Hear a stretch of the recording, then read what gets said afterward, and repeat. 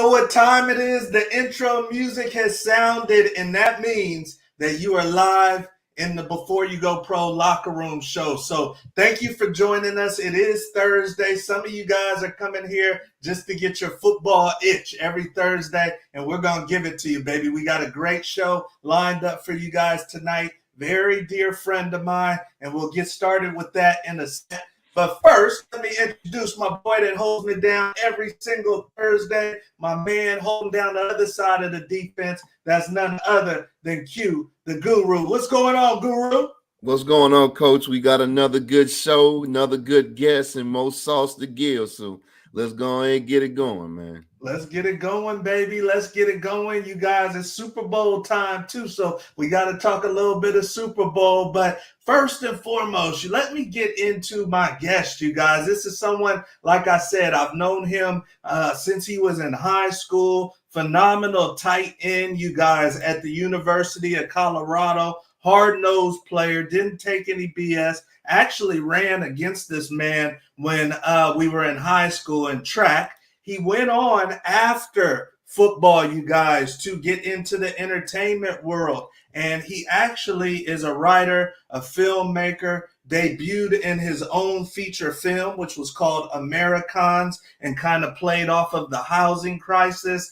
An amazing film, by the way. Had to go to the movie theater to check my boy's deal out. Then he's gotten into the media side on the sports betting deal. He's got Armchair Donkeys, one of the best, most informative handicapping sites going, and very, very excited to talk to my dear friend, playmaker, none other than the great Beau Williams. What's going on, Beau?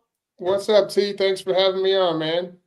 Oh, man, we had to get you on, and I know you got a wealth of knowledge to share, man, and I know your journey since we've known each other for a while, so excited to get into that. I see some people already joining us. The great Coach Eric Foss says we are here, definitely, as always. Jimmy Rucker says, why is the NFL blackballing Eric Bieniemy? I don't know. Jimmy mad, right?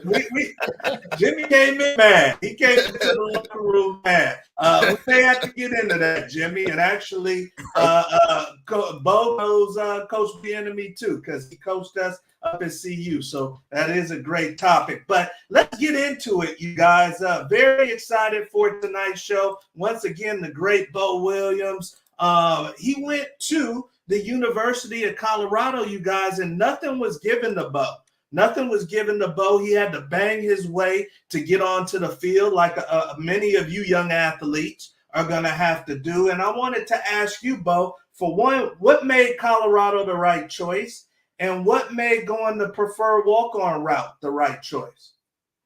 T, the game has changed a little bit since you and I played, with not having to sit out when you transfer now. So if I had the chance to do it now with the ability to be, to go play somewhere for 1 year and then go somewhere else, I don't know that I would encourage guys to go the walk-on route right now. But, our athletic careers are full of important decisions.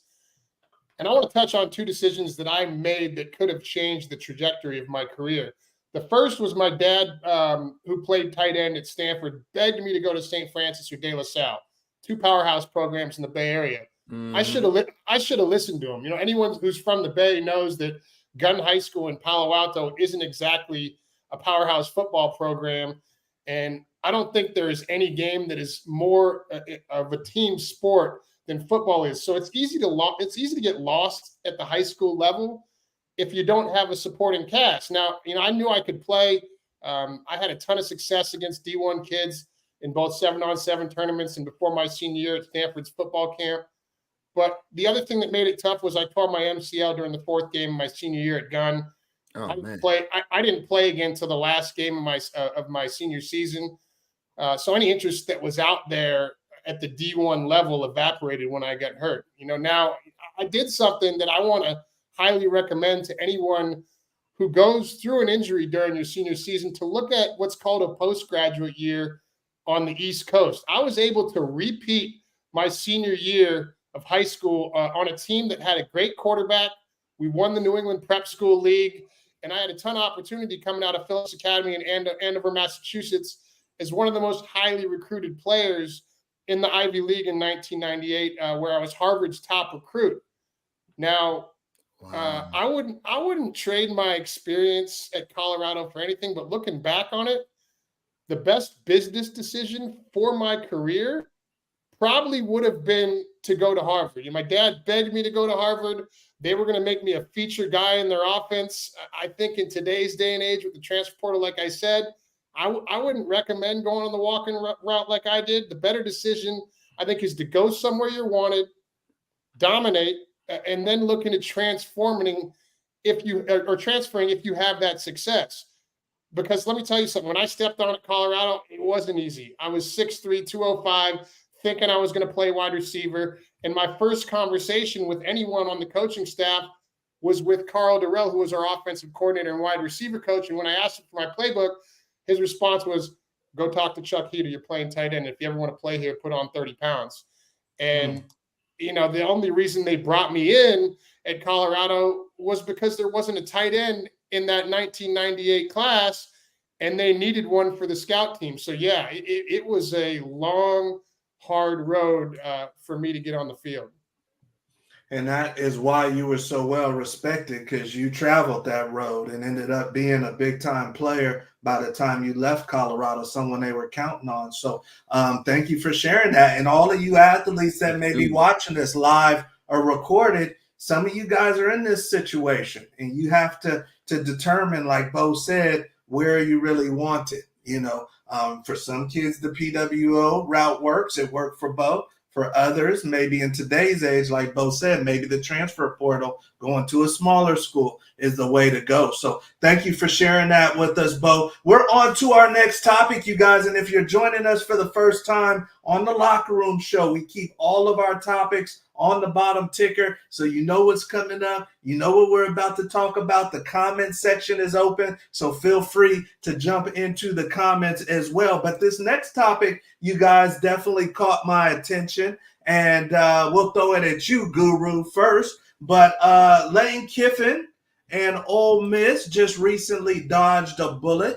They've got a former offensive lineman that had a $40 million lawsuit out for them because he's claiming, you guys, that there was some malpractice, that he was going through some mental issues, Guru, and that they weren't sympathizing with him. He was missing practices. They didn't know where to find him. He said that I was going through mental issues. Then they kicked him off the team. So now he has a lawsuit. The lawsuit has been kicked out of the courts, saying that there wasn't enough proof. But I wanted to ask you, because some of these athletes may have some legit mental issues. Yeah. How much should the coaches and universities be liable for protecting or fostering these kids, coddling them, maybe taking care of them when they have mental issues? Should that be on the team, or should that be solely on the individual? I mean, man, that should 150% be on the university, man. I was reading an article the other day, and I mean, this is in no way, parents, to deter you from this great sport of football. But when you get on the Division I level, and I'm sure, Beau and Coach T, you'll attest, is the impact on a lot of these collisions that we've endured is the equivalent of a car wreck. Now, you do that over and over and over. That means you've been in multiple car wrecks within 2 hours. Seriously, we're talking about in regards of pounds per square inch of impact.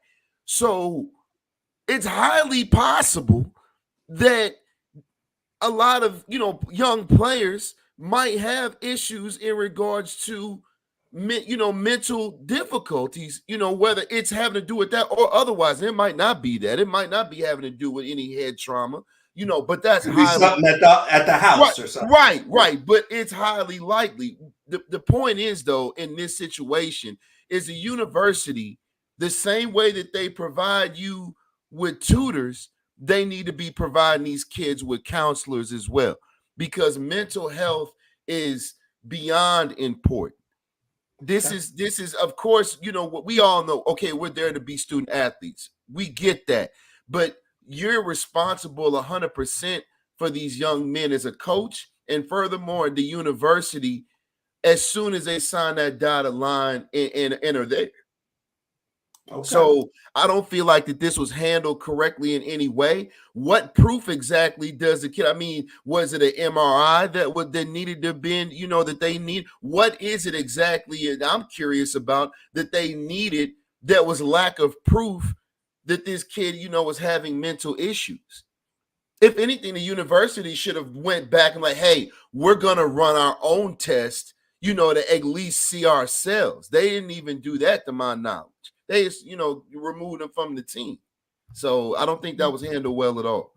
Okay. Talk to me, Beau. I mean, back in our day, man, the coach would tell you to dust it off and you'll be okay, get back in the practice of the game. Now it's different. You do have to maybe be a little bit more sympathetic, but do you think that should really be on the coaches and the university? Parents and kids, they know what they're signing up for. Football has its risks. We all know that. I think they're doing a lot to try and protect the kids. They've got the bubble helmets, right? We've all seen that. They're calling targeting way too often, but we're seeing less vicious hits. They've got mental health counselors at CU. I don't know if they've got them at Ole Miss. I can't speak on their program, but I imagine they probably would. We got concussion protocols. College kids have the ability to make money now, which we didn't have when we were playing. You remember Jeremy Bloom had to quit playing because he couldn't afford to pay his trainers, in skiing. So five-star quarterback's going for $5 million right now. Or sorry, $2 million. The cost of a five-star quarterback, and I heard that from a reliable source, is going for $2 million right now in the collegiate market. Wow. So it's a different game than what we're playing. And I do think that we've seen efforts. Now, the big question is what happens after the kid's long gone and has mental health issues later on in life. Right. And unfortunately, and I look at it from the side of a businessman. There's too many of us out there to take care of all of us. If we held the coaches and leagues responsible for the players' mental health long after we're done playing, you got to cut women's basketball. You got to cut women's soccer. You got to cut other programs at the university that football is helping take care of. So this is a tough one because I agree with you, Q, man. Like they moved me I thought I was going to play wide receiver. They put me at tight end, then they moved me to fullback. And let me tell you, in the trenches, fullback, and we were a physical running team. And when Barnett came on in that era, mind you, yeah, when Barnett came in, it was 9-on-7 group run. He was trying to turn us into a hard-nosed, tough running football team. And me and our starting fullback, Brandon Drum, we were both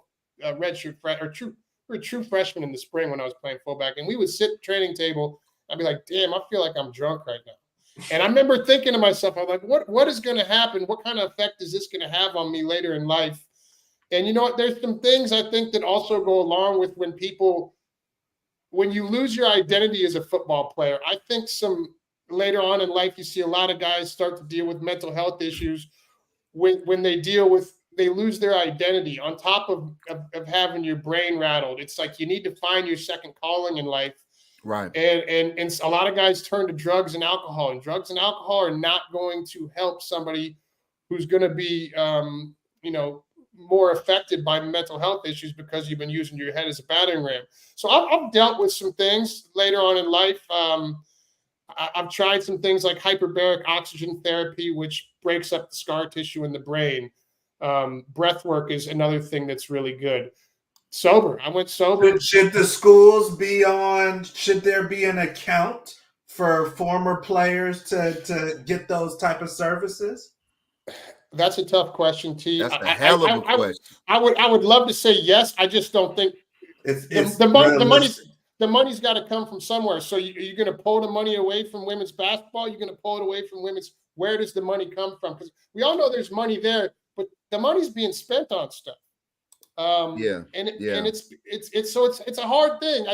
I would love to say yes, but at the end of the day, the parents and the kids know what they're signing up for. There's got to be, that's the risk that we take when we sign up to play football. It just is. That's the game.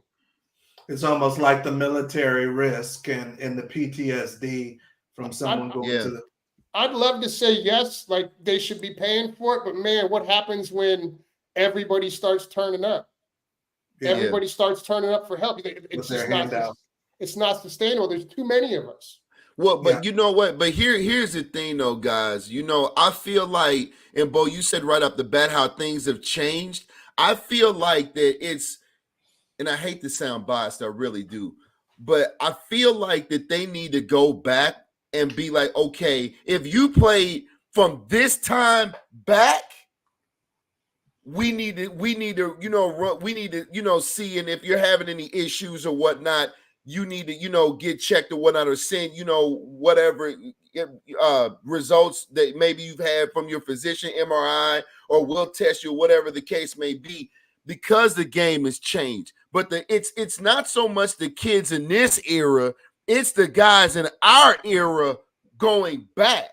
We're the ones that are dealing with, because it was, it was no holds barred. We didn't have the type of equipment. You see a guy, man, wide open. Coming across the middle, you can just, man, put your whole life into him, right? Yeah. So it's like that's the issue now, is us and our mid 40s going back. We're the guys that need to get checked out. The kids playing now, they're fine. They have rules and equipment and other things to protect them. We're the ones that need to get checked out.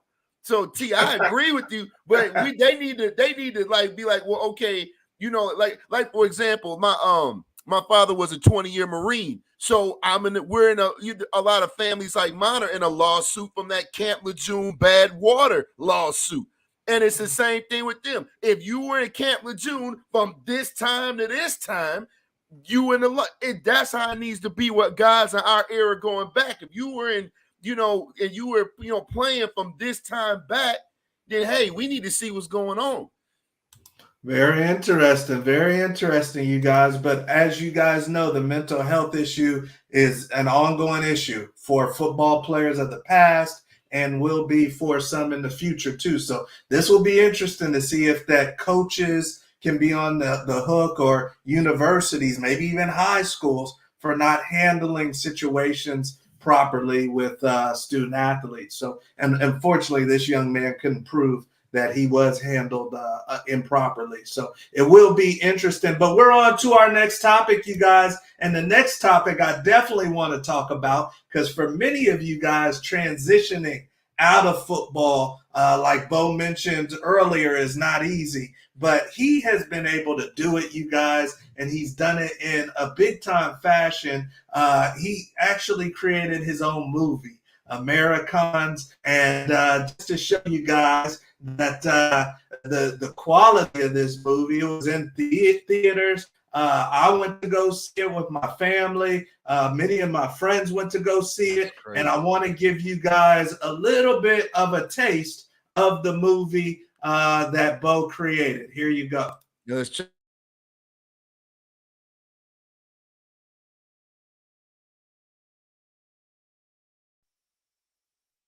I do believe in the American dream. I believe there is such a thing as the American dream. What's the best way to keep a secret from somebody? How'd you like to have $1 million in your account by this time next year? Well, you give them something that they want so bad Welcome to the new office. that they don't care what you're hiding. Where are we going, man? I don't even know what it is that you do. We do what we want. Get in.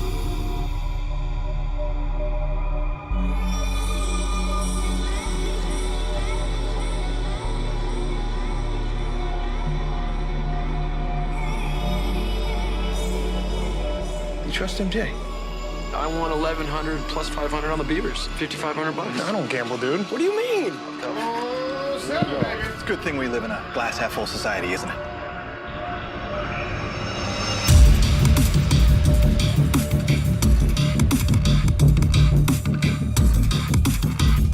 I'm gonna introduce you to your new girlfriend. Her name's Molly. Down the house. While you were doing blow with your frat brothers, I was crawling my way through the jungle. What happened to the money in your account? Are you trying to kill the deal? And I learned pretty quick how this country works. Sometimes we need an edge to get to the next level. No one's gonna raise an eyebrow, and everyone wins.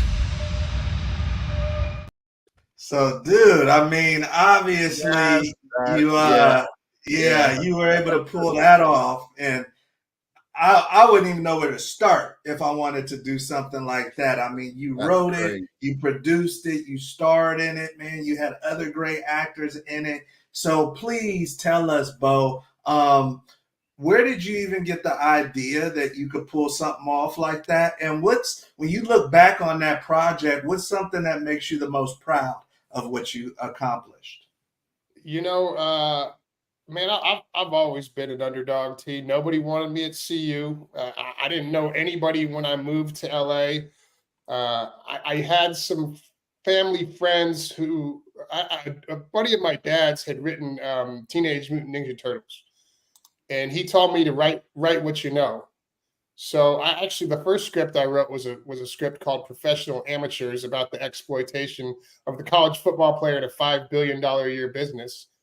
And I had people tell me, hey, this story is great, but corporate money, which it's going to take to make this film, is never going to make this film, because they're all in bed together.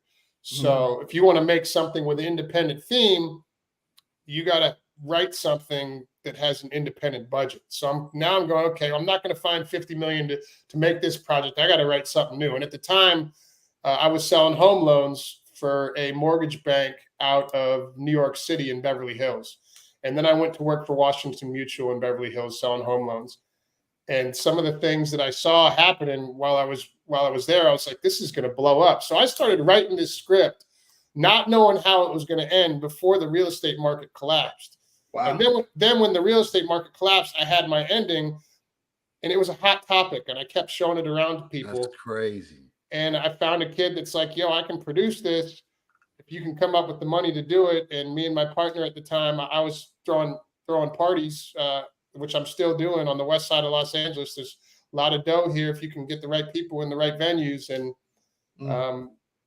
we just did it ourselves. You know, we did it ourselves. I called in favors. I had table clients, guys that were buying bottles for me, that let me use their houses for free. We were using nightclubs that I worked at for free.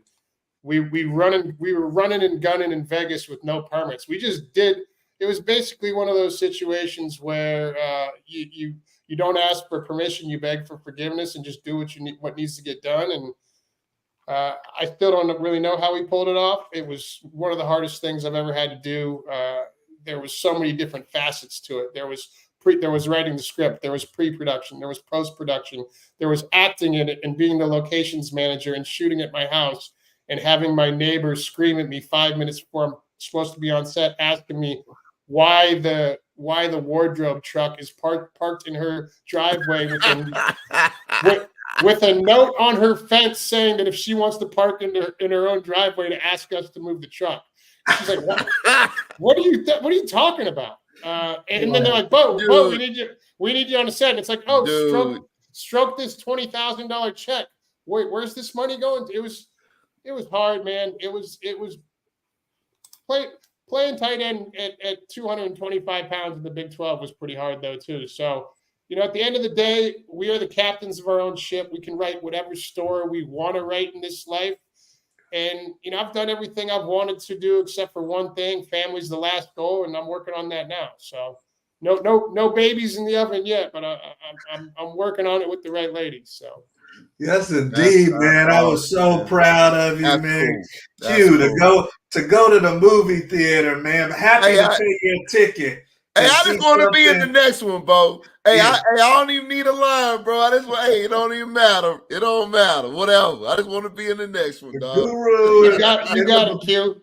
I'm telling you. There you go. That's so crazy. Obviously, so big, man. No, I mean everybody has a movie idea, but to actually pull it off and to not have that background or have all those relationships, man, and get your movie on the big screen, definitely Huge. See, So, and the thing yeah. I love about it, man, because I'm a movie person. I don't watch a lot of TV. I watch. You gotta movies. watch it. It's a good movie. I definitely am. Yeah. I watch movies. I don't watch TV. I only watch movies. It's real Tarantino because he's in his own movie. Yeah. That's what's so sick about it, right? And he lived it. And he lived it in his real life, you know. Right.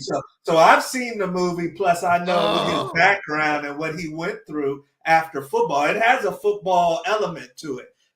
You know, so you'll love it, Q. Man, hey, Beau, I'm telling you, man, we could do like for those watching, America. You gotta write it like T. You could be a pimp named Skinny. We gotta rewrite. we gotta.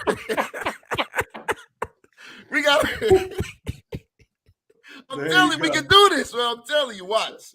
There you go. It's gonna be awesome. So the guru in Hollywood as Skinny. Look out for it. Look out for it in a theater near you. But we're gonna get on to the next topic, you guys, and we got people coming in the chat after that. But this one's big because once again, you guys are talking about a different day and age than we played in. You know, these kids are making huge money. LSU seems to be at the forefront of the NIL dollars. We've talked about them before. Now Shaquille O'Neal is jumping on board to do a documentary that's going to be on Prime about the NIL money that's taking place at LSU. We've seen Shedeur Sanders, Beau, and my alma mater, Colorado, signing big deals, multimillionaire.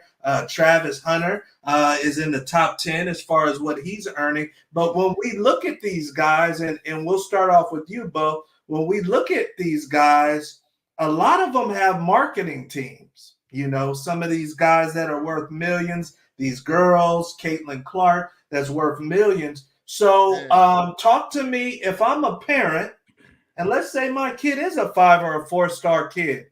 Do I need to start thinking of a marketing team or maybe somebody in the family taking that baton? Absolutely. You know, football is one of those games that it can be taken away from us tomorrow. So if you got a chance to make money right now while you're in college, I think that you need to look into it, because he who has the biggest social following has the ability to best sell a product and is going to get the best NIL opportunities. Now, the key to a strong social following is quality content.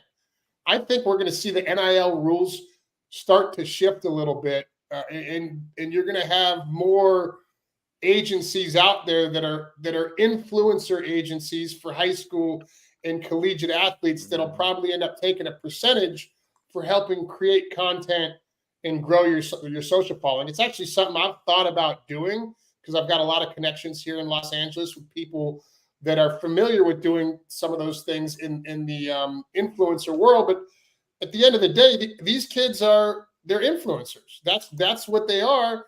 And influencers get paid for being able to put asses in the chair. Yeah. You're not right now. You can literally there's ways to stroke checks through charity organizations to some of these players. And I think you're going to see the guidelines on NIL are going to tighten up, and it's going to shift more towards an influencer agency type game where you're going to have agencies that are out there representing these guys, helping them create content, telling them and teaching them how to post, helping them grow a following, and really using their athletes to help their newer athletes to continue to grow that social following so that they can get those deals. That's a great point right there. And we've got some guests joining in. One of our former teammates, the great Andy Peak, says, give Q a cameo in your next movie, bro. So there he goes. He's coming through on his behalf. Maybe he'll be his agent for his next film. We got the great Sadite Green Jr. What's going on, superstar? Just talk to this young man. And he's saying, what's up, coach? What's going on, playmaker? So thank you guys for joining us.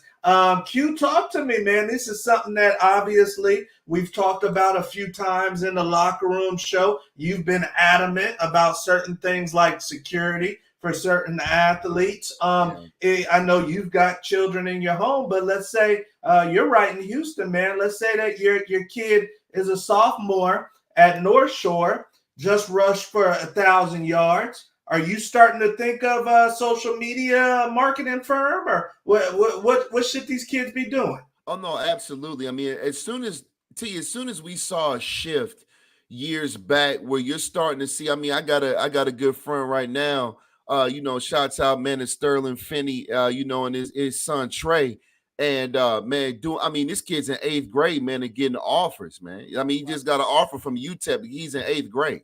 So be it that they're starting that early with recruiting and getting offers that early, then in a lot of cases, if you have a kid with that type of talent, you need to be starting with this mind frame that early as well.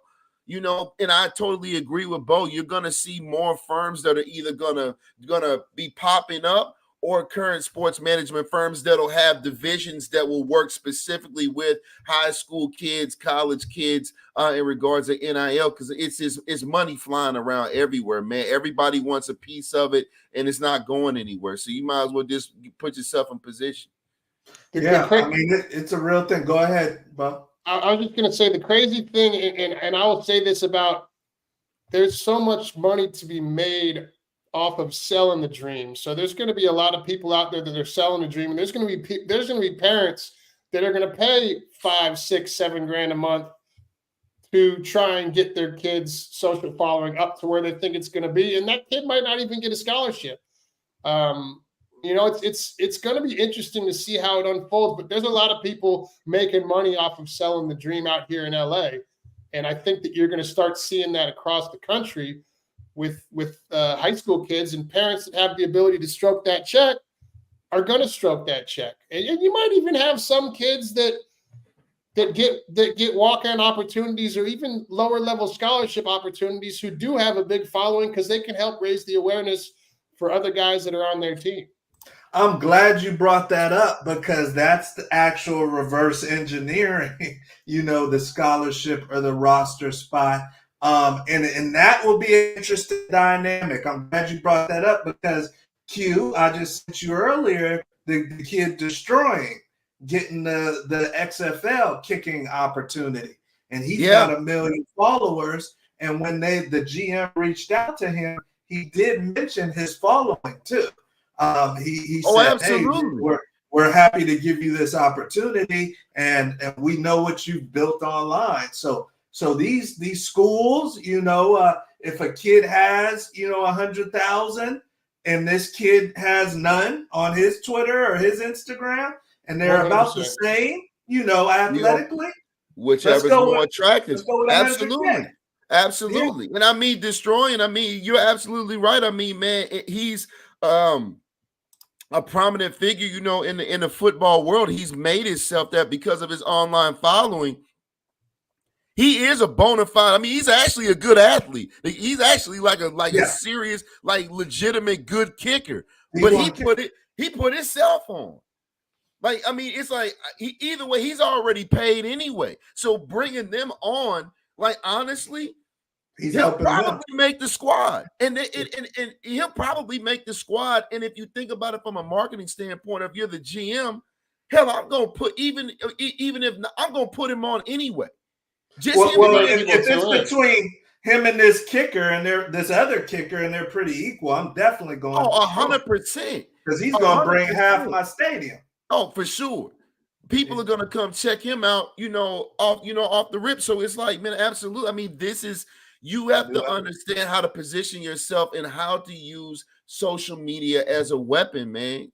It really is, because this will put you at the forefront and give you opportunities that you won't have otherwise. Good point. All right, you young ones out there, there's dollars, just like Beau and Q are saying. If you can develop a following and some of you guys need to take the entrepreneurial route. To do what you got to do. I got one more thing to say about that T. Of course. You gotta do it, but don't let it be a distraction from the main thing, which is the game. I think there's a lot of people, and with the algorithms that are built into it, it's tough, man. I would say post, but don't scroll, because scrolling can get you addicted. And don't get addicted to the little hearts that pop up, because there's a lot of mental health issues that are going on with today's youth because of the social media as well. So as a parent, you got to walk that fine line. Do I recommend creating good content and posting? 100%. But know that there's a dark side to social media that you got. Well, and maybe that's why they go the firm route instead of doing it themselves. Absolutely. Because also you guys are getting that backlash. Some of you young athletes, hey, you just got this NIL deal with all this money, but you dropped that game-winning touchdown versus Michigan. You know, we didn't go to the playoffs. So now you're getting that social media backlash. So maybe it's a marketing team. So very interesting, some things that you athletes and parents got to think about. But we're on to our next topic, you guys. And once again, we've got the great Beau Williams, you guys. This is someone that was a very good tight end back in the Big 12 when Colorado was first in the Big 12, and then went on to get into movies and TV and all kinds of media rights. So very excited to have Beau on. But right now, you guys, we're talking about Dan Lanning. We're talking about the Oregon Ducks head coach. And he recently came out, and you guys know that the Oregon Ducks are going to be in the Big Ten. And he said, basically, there's only 2 conferences that anybody needs to pay attention to. And pretty soon it's probably just going to be the Big Ten. But he was talking about the SEC and the Big Ten being the elite conferences, basically all of the championships, especially with Washington and Oregon coming to the Big Ten. He's saying, and Texas and Oklahoma going to the SEC, he's saying, you guys, that all of the championships will be out of the Big Ten or the SEC. So what's your opinion? We'll start off with you, Q. Do you think he's right? Do you think the ACC or the Big 12 still stands a chance? Absolutely. I mean, let's be honest. Who's going to the Super Bowl? That's 2 Big 12 quarterbacks. You see what I'm saying? That's for starters. And I always laugh about this, and we get things have changed, Beau. I know you'll agree as well. It's so funny to see how things have changed because, man, in our era, nobody was talking about the SEC. Big Ten had some heat, but it was the Big 12 was it. I look at it like this. The SEC is Oklahoma and Texas adds to it, but prior to them was very top heavy. You had LSU, you had Alabama, Georgia, everybody else add.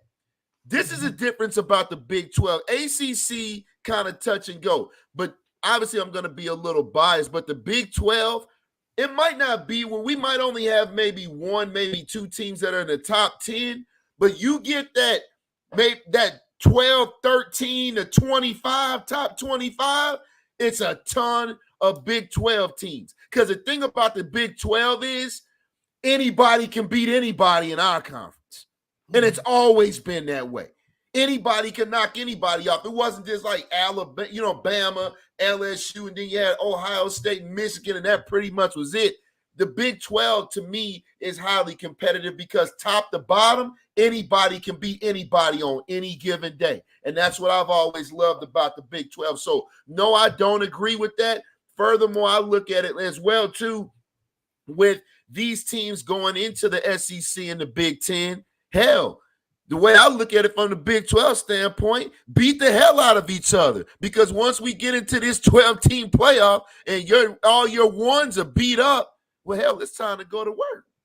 Good point. Good point. The 12-team playoff does change things. Talk to me, Beau. I mean, you actually are a handicapper. You give people picks. Do we even have a chance of a team coming out of the Big 12 or out of the ACC to be a champion? Next season? Next season, next maybe 2 seasons? Man, I've been hearing rumblings that we're going to end up seeing this thing get to 2, maybe 3 super conferences. Okay. And I think the reason being is that it helps us get into the playoff a little bit easier. In the next decade, I wouldn't be surprised if we saw college football looking a lot more like the AFC and the NFC. Yep. with 32 teams in each conference. Okay. And then there'll be a lot of teams that won't be in that 64-team Super 1A conference. Yeah. I'm not sure. I'm not sure. I think that there's some teams that can compete next year. I think the championship will probably be Big Ten and SEC. Yeah. Okay. So that will, I think it's heading in that direction too. Exactly what Beau's talking about, where, there's just two major conferences, some playoffs, some wild cards, and you're going to get after it. We'll see what happens to the bowl games. We'll see what happens to the bowl games, which were long-time tradition. We're on to our next topic, you guys, and we're excited about this one. Definitely excited to have our guest on this one. And this is the lightning round, you guys. The lightning round. This is our word association. Word association, where we are going to give our guest, and tonight it's the great Beau Williams, a word, you guys. And he's got to tell us the first thing that comes to his mind. Now, I've known this gentleman since high school, so I needed to put a few people in here just to spice it up a little bit. Some people that may be watching this, and we'll see what's on Beau's mind. But 60 seconds, Beau. You ready to go, brother? I get one word? You get one word. Word. If you want to go fast, you get one word. You better go one word. So you want to get as many as possible in 60 seconds, okay? And we actually have an award for you. So let me get the stopwatch ready. If you can get to 15 or higher, then when I come out to where you're at in LA, it's a dinner on the locker room show. It's a dinner on the locker room show. So you got to get to 15 or higher, all right? That's the goal. That's the goal. Now, I got him at zeros. And Beau, even though he was a tight end, he could move a little bit. I ran track against Beau in high school. So we're going to see how fast he get around this lightning round track right now. And I'm going to get my list ready for Beau. And it's the first thing that comes to your mind, Beau. First thing that comes to your mind. All right. We're going to get started. We got him on zeros. He's trying to at least get to 15, you guys. He gets one for tech delay. So 14 puts him in the mix. All right. We got the big Beau on the lightning round. Number one, Beau. First thing that comes to your mind, unfiltered. Gun High School. Go. Trash. Fuck. Oatmeal or cream of wheat? Oatmeal. Best player you ever played against?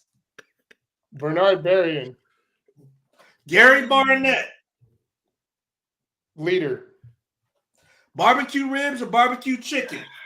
Ribs. Travis Kelce. Pfizer. Debo Samuel. Stud. Hang glide or deep sea dive? Hang glide. Tony Gonzalez or Gronk? He's moving. Gronk. Snow game or rain game? Snow. 50 seconds. Donald Strickland. Hitter. Favorite pizza topping? Sausage. Margot Robbie or Cam Diaz? Time. Margot Robbie. We'll give it to him. Hey, Beau had me crying, dude. He was moving. So, and we're live. AT, we live. Ain't no damn going to commercial. No, we live, baby. We live. So let's go back. We got Gun High School now. He gets one for tech delay. And Beau is moving. So remember, the numbers. You said first thing that came to my mind. Right. The number's 15. So, all right. We got Gun High School. That's one. We're going with the oatmeal. That's two. We got 3 for best player. We got Gary Barnett at 4. We've got barbecue ribs at 5. We've got Travis Kelce at 6. We've got Debo Samuel at 7. We've got the hang glide at 8. We've got Gronk at 9. We got Snow Game at 10. We've got Donald Strickland at 11. We've got Favorite Pizza Topping at 12. We got Margot Robbie at 13. So 14. Ooh, 14 right there. with the tech delay. He was Right one there. off. One off. Gun high school, my first thought really slowed me up there because I couldn't come up with anything else. I could have said Titans. No, it's cool. That's what we love about this show. It's raw. And no script. Yeah. There's always usually one. There's always one. You just got caught off the gate. You stumbled out the gates, and then you got after it. So I can't wait to watch. I got to run this show back and watch this myself. But definitely appreciate the great Beau Williams for having some fun with us, you guys. We're on to our last question of the show. Once again, this is somebody, you guys, that had to bang on their way on the field. Nothing was given to Beau. Played at the Big 12 level, probably should have been an all-conference performer the way he was blocking and holding down our run game, and then went on to produce his own film, star in it, and write it. So a lot of value tonight for tonight's show. If you do have a question or a comment for Beau, please put that in the comment section, which is live. But Q, I know that you might have a question for Big Beau. Definitely, Beau. So, I mean, it looks like you produced an awesome movie. Like I said, I promise you I will check that out. But why do you think that you see such a transition that's fairly common with athletes going to acting? Peak is an actor. Obviously, you've done some acting, producing. A good friend of mine, Isaac Keys, he's been on the show. He's star in Power. 50 producing that. So it's like, we see this all. Carl Weathers, obviously he's a legend, man. He played for the Raiders and was a pro. So we see this a lot. Why do you think that's the case, man? That it's like a lot of guys that are athletes, especially football players, man, end up just being like dope actors. I think it's tough from going as a young athlete, high school athlete, collegiate athlete, from being the man to now you're not playing your sport anymore. What am I going to do next? It gives you the ability to still be in the limelight a little bit, but it's also challenging. It can be a source of income for guys that have built a personality on the field can transition it pretty easily into big screen, I think. Mm-hmm. Good point. Do you recommend it for former athletes, or maybe even trying to get into it while they're playing, or do you think that most of them really don't have the talent? No, I think listen, it's a tough industry to. I remember when I was going to career day at CU, and Coach Risson, my tight ends coach, like, you got to go to career day. And I'm like, but they ain't got anyone from Hollywood there, Coach. He's like, what are you doing going to Hollywood? And I was just like, well, that's what I want to do. I saw Matt Damon and Ben Affleck when I was at Phillips Academy in Massachusetts made Good Will Hunting. Oh wow! And I was like, and they won Best Screenplay, and I was like, man, I want to do that. Yeah. And so when I was done playing, I knew that I wanted it. And in that film, Ben Affleck's character, Matt, moves from Boston to Palo Alto, and I just gone from Palo Alto to just north of Boston. So it resonated with me. And wow. I don't know. I just wanted to do it because of that. And it's like, once I set that goal, and then once I did it, it was like, okay, I did it. And not saying I won't do another film, but it's got to be a write-off, because it's tough to take on that kind of expense as an independent creator. Yeah. No, it's amazing what you pulled off, and I see some people coming in the chat. We've got the great Jamie Wimborne. This is a former Niner right here. Friend of the show, came on with us. Great linebacker, played at Vanderbilt. He said, what would you change, if anything, about your journey, Beau? It's tough, because I touched on two things earlier. From a business decision for my football career. I should have listened to my dad and gone to St. Francis or De La Salle rather than going to Gun High School, where either if I didn't score, we didn't score, and sometimes my quarterback was on his back and couldn't get me the ball. So that's one decision. Although I cherish my friendships dearly, that's one decision that I wish I not wish, but had I made differently, it might not have been as tough to get to where I wanted to go. And then I always question myself. Now, I wouldn't have had the experience I had at Colorado had I gone to Harvard, but being the guy at Harvard, I mean, hey, Natalie Portman would have been in my class at Harvard, and I might have been the number one guy on the football team. So right, and so there you go. You never know. Well, the math might add up, huh? No, it's funny, T, that he's saying this, and I really want the parents that are listening tonight. Yeah. We just mentioned that last week. We just said last week on the last show that it totally matters what school, we're talking about high school, what high school your kid goes to. We just said that. That means a ton. That means a ton because for sure, because you have to be where their kids, as he said, are constantly being recruited to go into schools where like the type of schools that you want to go to. That means everything. And that's why we're seeing you see a lot of kids now, and they're shifting from public to private schools or whatever the case may be. Or if it is a public school, it's an absolute powerhouse like a North Shore, or a De La Salle, whatnot. Because you have to, that way you can assure yourself, I'm on the map. Good point right there. And you're right. A lot of you athletes got to consider that. You parents just don't go to the school right around the corner from your house. That's over. Have they produced anybody lately? Yeah. You guys got to take that into account. And then we've got football's not like hoops. It's good point. If they can't get you the ball at wide receiver, nobody's going to see you. And that's how it was in a lot of my games. And we ran track against each other. I was one of the fastest kids in California. Yeah. No, you would have played for sure with us. We would have loved that deal right there. And Greg Jamie says, I agree. Hell of a guy. Congrats on your success. Appreciate you joining us. Thanks, We've Jamie. got the great John Hughes saying, how difficult, Beau, is it to write a screenplay?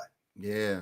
So that can get picked up. It took me 7 years of writing in order to I took my first screenwriting class with Victor Rogers at the University of Colorado. Okay. And wow. And I pretty much read every screenwriting book you can imagine. If you will look back there, like my bookshelf is mostly screenwriting books that I got back there behind me right there. I got about 7 of them down there. So it took me probably a decade to write something to perfect the craft of actually writing in order to have stuff that people were actually taking serious and going, wow, this is pretty good. Wow.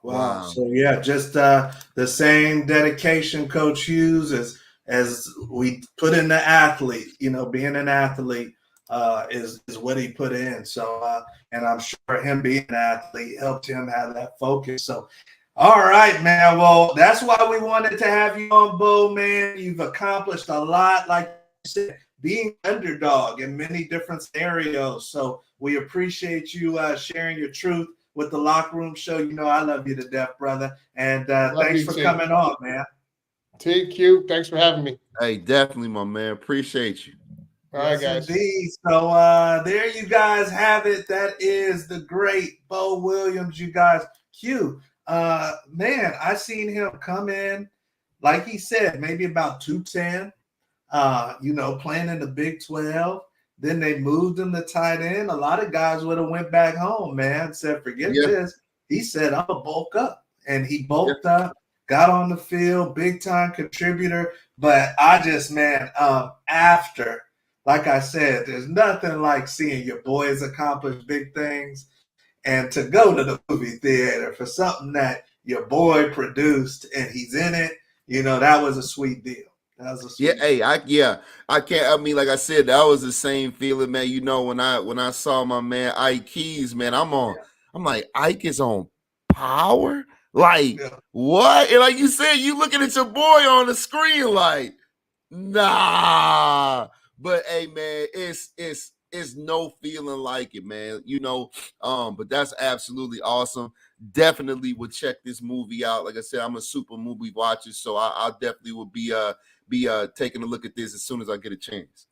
Yes, indeed. So you guys that are watching this live or recorded, check out Beau on Americans. You might have to Google it or YouTube it, but pull it up. Was in the theaters. Very good movie, suspenseful. You know, they got all the action. He pulled all of the triggers. He got the women, he got the cars, he got everything. All that, yeah. The private jet. So, but the cool thing is, man, this was his reality. He actually was making big money before the crash, the real estate crash. So you guys check out Americans, and hopefully you enjoyed this episode of the Locker Room Show. You guys, every single week we come in here on Thursday. We bring you people that have lived a football journey. Some of them are still going through it, but we want to give you different aspects of the game to think about, and we also want to give you what's possible after you hang up your cleats and get into other endeavors. So we appreciate you guys. We love you. Hopefully you enjoyed tonight's show. And Q, anything for the good people before we get out of here? Well, we just got to see how this Super Bowl is going to pan out. I already know who you got. I tell you what, though, Brock Purdy's been clutch. I've been looking at the comments over time that, you know, that Richard Sherman's been making about he's a game manager. The kid's not a game manager. He can play. He can play, and he's been clutch. And the last two games that I've seen him, when he needed to move the sticks and get it done, man, and he found a way. Obviously, he's got, you know, a good team around him. But I mean, I like San Francisco to win it all, man. But Brock Purdy, man, he's a real deal. And San Francisco's gonna have to pay him, and it's well deserved. Well deserved. I know who the great Jamie Winborn has, because that's his team. He strapped no up doubt. for it. I've seen him repping the 49ers. Yeah. Tell me this, Q. Tell me this. You're John Lynch. You're the GM. Does Purdy have to win to get the big dough, or are you planting your flag on the Purdy rock? No, I will plant my flag on the Purdy rock. I'll take Purdy over Dak any day, and look what Dak's getting paid. Okay. You take Brock Purdy and put him on the Cowboys right now, and they will win it all that year. Because this is an important one or interesting one. The great Jimmy Rucker says 49ers got a little more pressure. Chiefs got house money. Do you think it's what Jimmy said, or do you think it's the other way around, where Chiefs have been there before, and they got Mahomes, so maybe they're expected to win? Yeah, but no, well, you got to look at it. I mean, Jimmy, I beg to differ, because you need to look up where Brock Purdy's getting paid crumbs. The pressure's on 15. The pressure's on Mahomes. You better go back and double check what they paid that boy. He has to win. Brock Purdy's getting paid absolute crumbs. There's probably scouts out here making more than him. And Shador making more. Yeah, I'm about to say, it's college kids making more than Brock Purdy.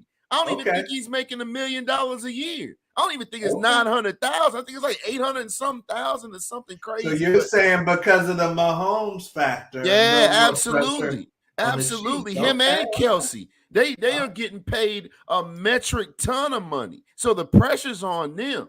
Nobody expected Brock Purdy to be where he's at. They knew he was okay, and then gradually. What about the Shanahan dynamic of people feeling like maybe in the big one, you know, he had the Atlanta Falcons gaffe, and then know, last year Purdy got hurt. I know versus the Eagles, but people feeling Shanahan might nut up a little bit in the clutch. But you say it's still on the Chiefs.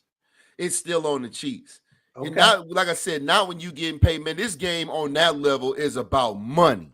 So if you're getting paid absolute top dollar like Mahomes is, like Kelsey is, which I believe is the highest paid, definitely at his position and among the highest paid in the league, nah, man, the pressure's on them. The pressure's never been on Purdy. Purdy was Mr. Irrelevant, for Christ's sake. He's always been the underdog. There's never any pressure on the underdog. Okay. All right. So there you guys have it. I know we got a couple of weeks until the Super Bowl kicks off in Vegas, but Guru is saying, hey, the Chiefs are the ones with all the pressure. Great Jimmy Record says the season Mahomes had, no talk about his money. Yes, and Shanahan has to win. So I'm sure they're feeling it on both sides. And it's going to be one hell of a game, you guys. So we're excited to get to that game next week. A lot of parties going on. Hopefully people ain't sabotaging out there, Guru, in Vegas. But we appreciate you guys. And once again, come back next Thursday. We got another great guest. I already know who it is that's lined up, and he's going to bring it for you guys next Thursday. Please, you guys, tell your friends, tell your teammates, tell your coaches, your parents, your dog that the Locker Room Show is where it's at. The Locker Room Show is where it's at. We put a lot of time and effort into bringing you guys free sauce every week, and we hope you guys come back with a friend next week. So there you guys have it for tonight, and we are out of here. Guru, anything for the good people before we get out? Man, we got to start loading up on Doritos and dip, man. It's time for the Super Bowl. There you go. Hey, we need a sponsor. We need a chip sponsor. That's all right, you guys. We'll see you at the top. Have a